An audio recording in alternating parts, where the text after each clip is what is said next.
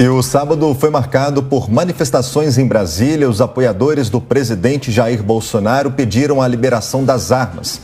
A repórter Paola Cuenca acompanhou essa manifestação. Os manifestantes se concentraram em frente à Catedral de Brasília na manhã deste sábado. Por volta das 10h30 da manhã, com o apoio do trio elétrico, discursos começaram a ser feitos na esplanada dos ministérios.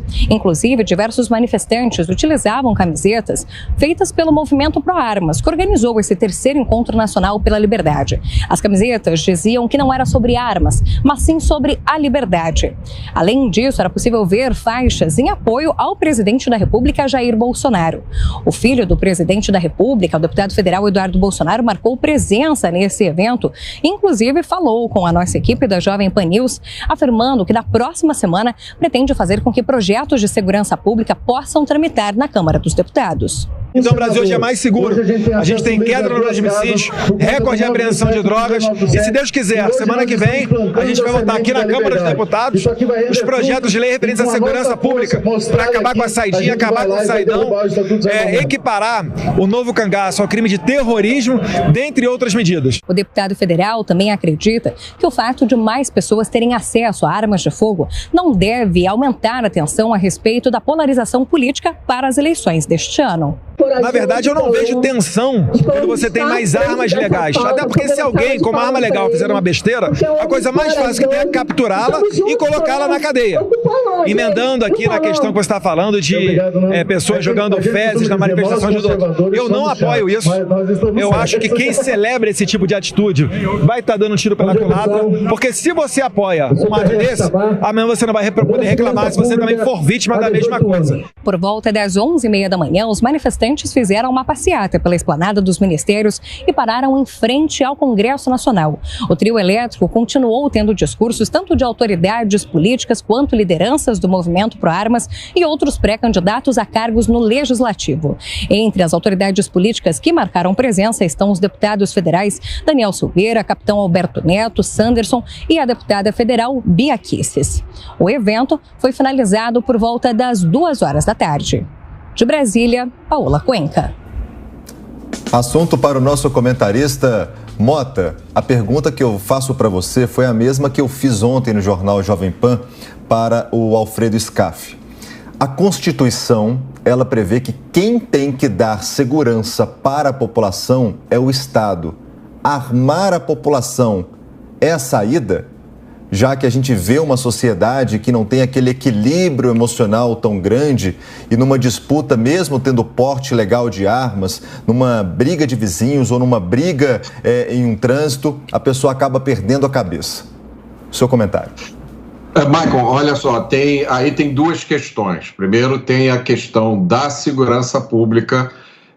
A segurança pública no Brasil tem passado por um processo de destruição. Esse processo de destruição envolve a alteração permanente da lei para criar cada vez mais benefícios e reduzir as penas dos criminosos. E aí tem que aplaudir essa iniciativa do deputado Eduardo Bolsonaro de começar um processo de revisão dessas leis. O Brasil tem benefícios absurdos para criminosos, né? Essas saidinhas são uma coisa incompreensível.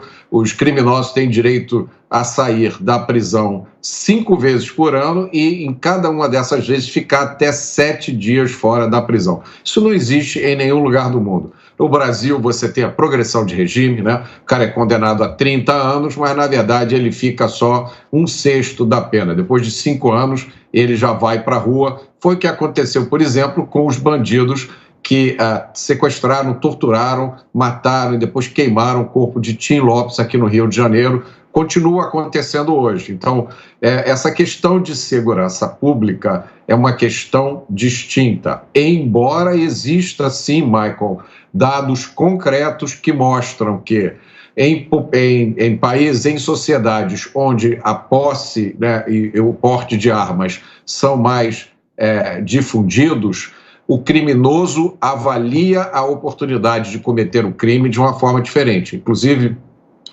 existem dados que mostram, por exemplo, nas residências do litoral de São Paulo, até meado dos anos 80, 90, em que a posse de arma ainda era comum, a maioria das pessoas tinha uma arma em casa, naquela época, os ladrões dessas casas do litoral, eles preferiam invadir casas vazias, porque eles sabiam que não haveria nenhuma chance de ter resistência.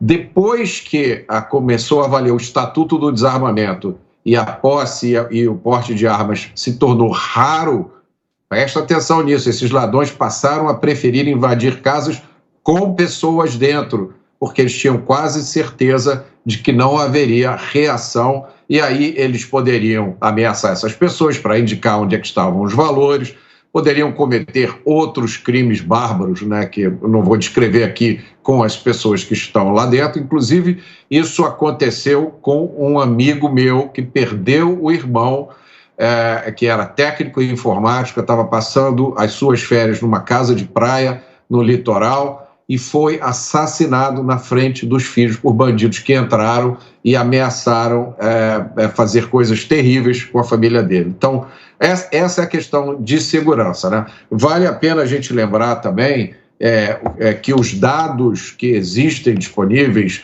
eles desmentem este medo que existe, né, das pessoas por terem armas. Elas agora toda a discussão vai virar um tiroteio, primeiro porque o porte de armas, ele exige que a pessoa tenha residência fixa, bons antecedentes, ocupação certa e treinamento.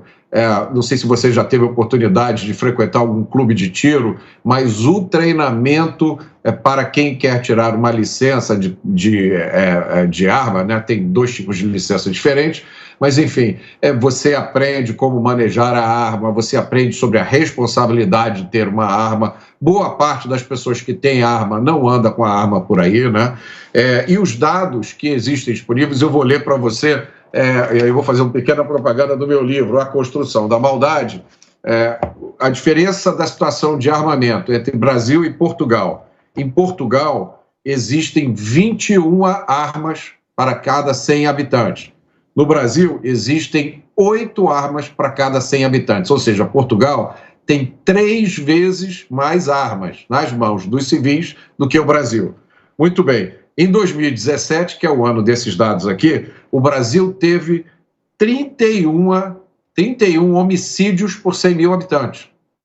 Portugal teve 0,7. Ou seja, o Brasil, que tem 3 vezes menos armas, teve 42 vezes mais homicídios que Portugal. Então, esse é o dado de Portugal. Os Estados Unidos têm um dado bastante similar, né? Vou lembrar de novo, o Brasil tem 8 armas para cada 100 habitantes. Os Estados Unidos têm 120 armas para cada 100 habitantes. Os Estados Unidos têm mais arma do que pessoas. Ora, todos nós já fomos várias vezes aos Estados Unidos, a Miami, Nova York, Orlando, São Francisco.